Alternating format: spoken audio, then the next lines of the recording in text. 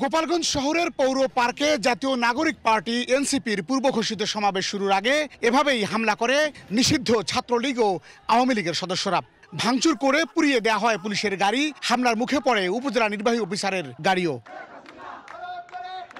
এনসিপির সমাবেশ এলাকার চারদিকে নিষিদ্ধ ছাত্রলীগের নেতাকর্মীদের সশস্ত্র অবস্থানের মধ্যেই সমাবেশ করে জুলাই বিপ্লবের অদম্য সাহসী যোদ্ধা সার্জিস হাসনাত ও নাহিদরা। যদি তারেক জিয়াকে নিয়ে কোনো কথা বলা হয়, যদি বিএনপিকে নিয়ে কোনো কথা বলা হয়, এটা নাকি গণতন্ত্রের জন্য হুমকি স্বরূপ।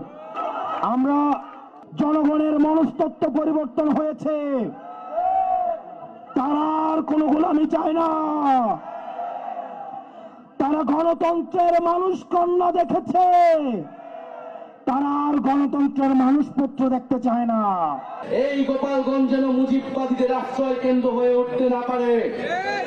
যদি পুলিশ প্রশাসন ব্যর্থ হয়, নিজেদেরকে রক্ষা করার দায়িত্ব, নিজেদের জেলার মর্যাদা রক্ষা করার দায়িত্ব, বাংলাদেশকে রক্ষা করার দায়িত্ব আমাদের নিজেদেরকেই নিতে হবে। সমাবেশ শেষ হওয়ার সঙ্গে সঙ্গে সন্ত্রাসীরা লাঠি সোটা নিয়ে নেতাকর্মীদের ঘিরে হামলা চালায়। তারা চারদিক থেকে এনসিপি নেতাকর্মী ও পুলিশের গাড়ি আটকে দেয়। এ সময় পুলিশ ও সেনাবাহিনীর সদস্যরা সাউন্ড গ্রেনেড ও ফাঁকা গুলি ছুড়ে পরিস্থিতি নিয়ন্ত্রণের চেষ্টা করেন।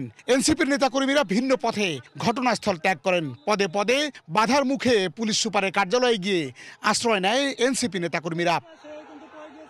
পরিস্থিতি ঘোলাটে হওয়ায় 144 ধারা জারি করে আইনশৃঙ্খলা বাহিনী। পুলিশের পাশাপাশি মাঠে নামে বিজিবি এবং সেনাবাহিনীর সদস্যরা। সংঘর্ষ নিয়ন্ত্রণে নিতে লাঠিচার্জ ও টিয়ারশেল নিক্ষেপ করতেও দেখা যায় আইনশৃঙ্খলা বাহিনীকে। সন্ত্রাসীদের হামলার হাত থেকে রক্ষা পায়নি আইনশৃঙ্খলা বাহিনীও। সেনাবাহিনী জরুরি ভিত্তিতে সবাইকে অলিগলি থেকে বের হয়ে ঘরে ফিরে যাওয়ার আহ্বান জানিয়েছেন। পাতান বিপ্লব, এশিয়ান টেলিভিশন, ঢাকা।